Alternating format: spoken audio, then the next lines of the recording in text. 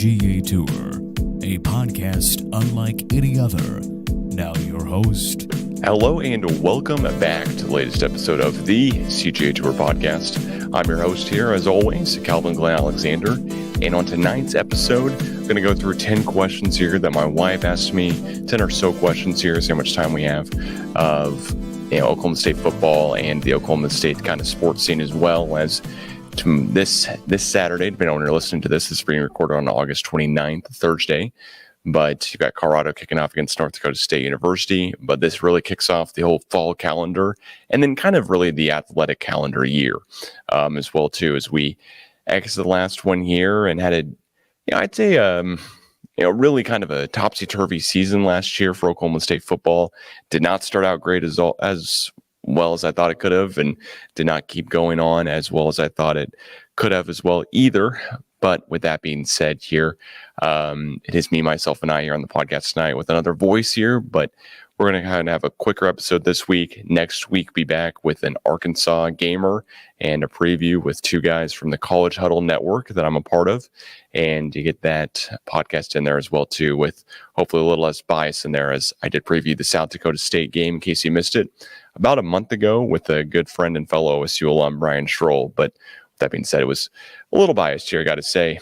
With that being said here, This weekend, it's a chance for Oklahoma State to make a really good point of how good we are. And with that being said here, I'll let the first question kind of roll off. What would be the bigger upset? Green Bay beating OSU or South Dakota State beating OSU? So great question there. What would be the bigger upset? Green Bay beating OSU? Actually, the biggest upset here would be if Green Bay ends up coming into Gallagher Arena and Doug Gottlieb, former Oklahoma State player, of course, as everyone knows, ends up beating us in Stillwater with two past OSU kind of related guys. One with Isaiah Miranda, who was on the OSU roster last year, barely played at all before he was dismissed. And then also with Josiah Johnson, I think is how to say it, but a former Oklahoma State recruit that maybe getting a little bit of the bag there in Green Bay, but was kind of a late exit into the recruiting program for Oklahoma State as we got in a transfer from Arkansas instead to kind of play the same role. So, and of course, a whole new coaching tenure since he had, been recruited and given the verbal commitment to Oklahoma State, which he reneged on later. But I do think, overall it would be that, if Green Bay basketball comes in and beats OSU in basketball, anything can happen in basketball, but South Dakota State's won 27 games in a row before coming into tonight. Their quarterback is, I shouldn't say tonight, Saturday, but their quarterback has also been playing extremely well and seen a bunch of stuff all over X/Twitter, whatever you want to call it here, about how good their quarterback is. So definitely going to lean it that way here. Besides OSU, who do you think will win the Big 12 in football? Besides OSU, I'm going to lean more towards K-State. I think that this Avery Johnson guy who came in for Will Howard, there's more to him. I don't think we've seen a lot about the quarterback for K-State. They're an incredibly well-coached team. They always are. And, shout out to Cocaine Willie and those guys from the College Huddle podcast. They've talked my ear off about K-State, but also I think they're just really, really well coached, have really good defense. And Kyle Whittingham in Utah is a really good team. They're the other team I could say here, but Cam Rising has not been healthy for a full season in some time now. And he's kind of just as old as Alan Bowman, but I don't know any of the other players on their roster as household names are getting any media attention. You don't have Utah's running back being on the NCAA football game as premieres. And I know all of the stuff that I read, see, and watch is really just going to be Oklahoma State related. So I know there's some bias, but I'm going to say that the other ag school that's close by to Oklahoma State has a better chance here of winning the Big 12 if it's not OSU. Which OSU coach will have a better debut year? Wrestling or basketball? So I think David Taylor here with wrestling is the easy answer, and so I'm just going to go ahead with that one. Big 12 basketball is tough. Every single day of the week, you're facing off against a top 25 opponent, it seems. And if you're not, you're facing off against West Virginia on a down year that they happen to have, where you're facing off against Texas Tech on a night where, they're maybe just not feeling it, not ranked maybe that day of the week or something. But there's so many great teams in college basketball in the Big 12. I mean, Colorado, would love to play them next year, of course, and we will. We just may not have the home at home. Would love to also play Arizona State. Looking forward to Utah as well, too. So there's a couple other teams that are going to add to the mix that we could beat, but UCF wasn't easy last year. West Virginia was one of the wins. It was our first Big 12 win at home. We don't have OU in Texas anymore, but OU as a basketball program was not a powerhouse. It had a buzzer beater finish for them to beat us in Gallagher last year. Texas has been really, really good in basketball for quite some time now with a couple of coaches going through. But with that being said, the basketball hasn't really fallen off at all, and wrestling's the easier one to say. David Taylor is, if you listen to the last podcast with Dakota and Marshall from Pistols Firing, Dakota referred to David Taylor as like if Tom Brady walked in and said, hey, I'm going to coach you guys next year. But also Tom Brady winning like multiple national championships in college. Maybe the better comparison would have been if Tim Tebow had walked in, and said, hey, I'm coaching you guys, not from the same university as you, but I'm going to bring in all this talent, all these other guys that are really well respected. So kind of if you could mesh like Tom Brady's aura, with Tim Tebow, then that's how I think you get there at the end of the day. What is your favorite uniform combination OSU football has ever worn? So I got to say, did a podcast earlier this summer too, ranking all the uniforms, and I really love the ICY unis we wore against Iowa State not too long ago. But you can't go wrong with a classic orange, black, orange, especially with the Cowboy script there as well too. How do you think OU's move to the SEC will impact OSU? I think OU is going to be looking back on their move to the SEC in 5 to 10 years and go, oh crap, we're A&M. Like, I just really think that's what's going to happen at the end of the day. They're going to be going, you know what, we left a conference that we dominated kind of in football. It hurts for me to say. I don't really want to make a hardcore saying that OU did that. But besides OU winning a championship less recently than Texas gets a lot of fanfare, a lot of namesake notoriety. Quinn Ewers is being talked up a lot. Of course, you've got Archie Manning there as well, too, in Texas, and just a big brand. And the entire University of Texas system as a whole, just all the other campuses they involve, that just makes their brand even bigger and better. There's no school that really competes with them on that aspect in my mind. But I think OU is going to go, crap, I think we went from being the big dog in the house to being kind of the second fiddle here to Texas, just off of name stuff, kind of just off of name, really. And are you going to be able to compete with Alabama and LSU and Ole Miss and A&M and all of their spending every single year? Maybe. They could. They sold out their first game of the season against Temple on a Friday night. Props to them. But how does it affect OSU? We're selling out season tickets this year. We're doing every single thing. It seems like the right way. I do think in maybe 5 to 10 years down the line here, OSU looks back and goes, OU leaving affected us a little bit in this way. We didn't get as much national respect, but that's only if the conference doesn't get better as a whole. And I don't see college football staying the way it is right now in any way, shape, or form. And as far as OU leaving in the other parts of the conferences as well, too, leaving in basketball, I just said wasn't a huge deal because they're a well-coached team with good recruits, but they were not a national powerhouse. And, leaving in baseball, okay. Baseball's not driving the same viewership and the same money.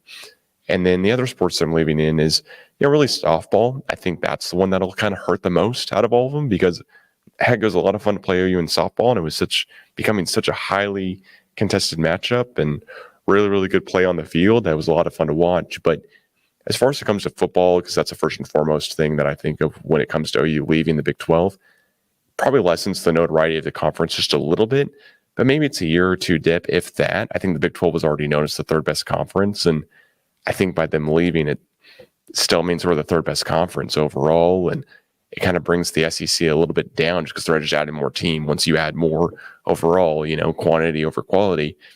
Props to the SEC for doing it, but I don't think we'll skip a beat. I think OSU will be just fine here. Which OSU coach has the most to prove next year? Great question as well too here. I think the coach that has the most to prove, this upcoming season here is, it's really kind of weird to say, but I think it's Gundy. I think Gundy has the most to prove. This team is loaded. Best team offensively we've seen in quite some time, and could be the best offense in the Big 12. Is that too short-sighted to say? I don't know who else would rival us except for maybe Colorado with Travis Hunter and Shedeur Sanders as far as playmakers go, because we've got outside guys, we've got the running back of, I think, the whole league, not just the Big 12. And I think our defense is really good with Nick Martin, Colin Oliver, Corey Black is getting some kind of nods here and there now too, as some more stats come out from PFF and others. So I haven't even mentioned Kendall Daniels, 5-star guy who's now moving to kind of linebacker safety hybrid as well too. So many guys here that this team is really loaded talent wise. Now can we just get over the hump, get that Big 12 championship here, and definitely get down to Arlington as well.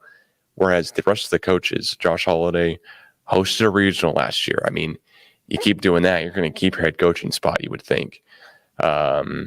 David Taylor is wrestling, brand new, and Steve Lutz, brand new in basketball as well too. Maybe you could talk equestrian, maybe you could talk some tennis, maybe you could talk some, softball and others as well too. But they're on the rise every year with Kenny Gajewski. Equestrian goes to national championship events every year as well too.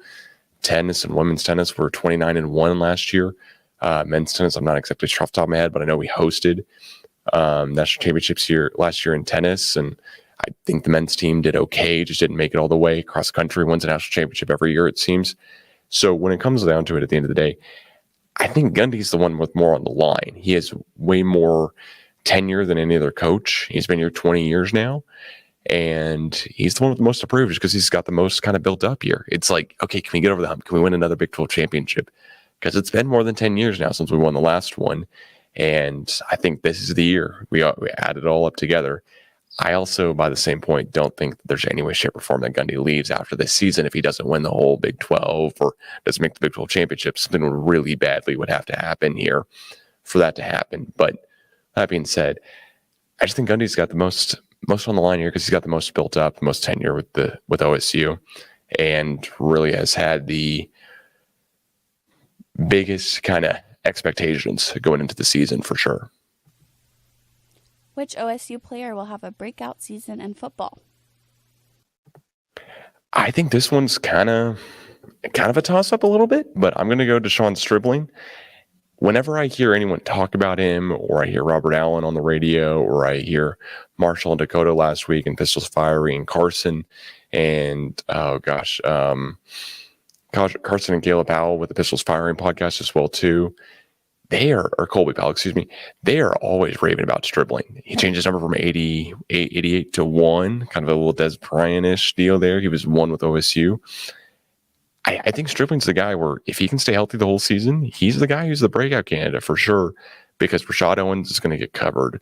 Brandon Presley is going to get covered. Ollie Gordon's going to get covered, and all the passing downs of it. But hey, who's that other guy who's the breakout candidate here? I think it's him, just because he's not a household name in the Big 12 yet, but he will be by the end of the season. Why is OSU football not favored to be one of the top 6 teams to win the Big 12? So we recorded this question a little bit earlier here. I'm not sure what the live, favorites are necessarily, but KU's schedule, pretty darn easy. They only face K-State. K-State plays us basically in Arizona in the non-conference, so that lends them to have a better chance in the Big 12 to win the whole thing. And Utah, kind of the same deal here. They don't face too many tough opponents as well. But OSU, I think really the hype is down on Alan Bowman of, okay, can the 7th-year quarterback stay healthy, be mobile enough in the pocket, and do some things to go and win some big games down the stretch? Because if you watch the BYU game from last year, Bowman helps us win there at the end, coming back. But that game, if you just take the first half, it's really rough. And you look at the UCF game, you can pick out a couple of different games where OSU just really does not perform up to expectations in those games individually last year. And that's after Bowman was named the starter. Just named the BYU and the UCF game, which I don't think either of those we should have been as close as they were in the BYU game, and definitely should not have lost the UCF game the way we did. So if we all of a sudden become one-dimensional because Bowman doesn't have it one game, then yeah, I think we're losing. And I think that's the way that the Big 12 viewership and Big 12 odds makers really make it overall in Vegas, because it's on the table. It's definitely a possibility that we could not perform up to expectations, and Bowman could be the reason why. Why is OSU football not favored? Which OSU sport needs new uniforms the most? New uniforms. I'm going to say basketball overall. Got a new coach in the door. You got a great deal kind of going and everything there. I think it's really just going to be basketball could use a little bit of a brand refresh. We just saw football get one not too long ago. Baseball, the uniforms are great every single year. So is it for softball, and wrestling, they wear singlets, so I'm not really going to get into that too much. And the rest of the sports here, I'm not going to go all the way down the line for tennis and soccer and all type of stuff here. But I think of the main sports that we're really talking about here, I definitely think it's got to be it's just got to be basketball. Could use a little bit of a refresh here. All right, well then last question here as well. For OSU softball, why do you think their bats weren't orange? Great question there from the wife. Got to say, Kenny Gaiski, where we at with more orange bats? Brightest orange, America's brightest orange. Where are we at? Got to get that pack going.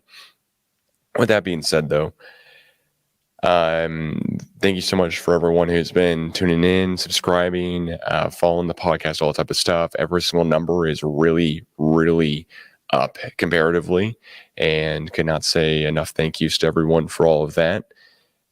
I also want to say here with with South Dakota State coming up against this weekend, the Jackrabbits here in Boone Pickens Stadium, right behind me, literally and figuratively, from where I'm recording this. You got to say, go Pokes. I expect us to win. I'm really, really nervous about the game, though, because sometimes we're slower out of the door and slower out of the gates. But I'm hoping also all of this info is just kind of clipped to send to the players and everything, because I'm not the only one saying, hey, be a little careful, be a little wary about the South Dakota State game. They're a good team. They have been a good team. They've won 27 in a row. You don't do that just by accident.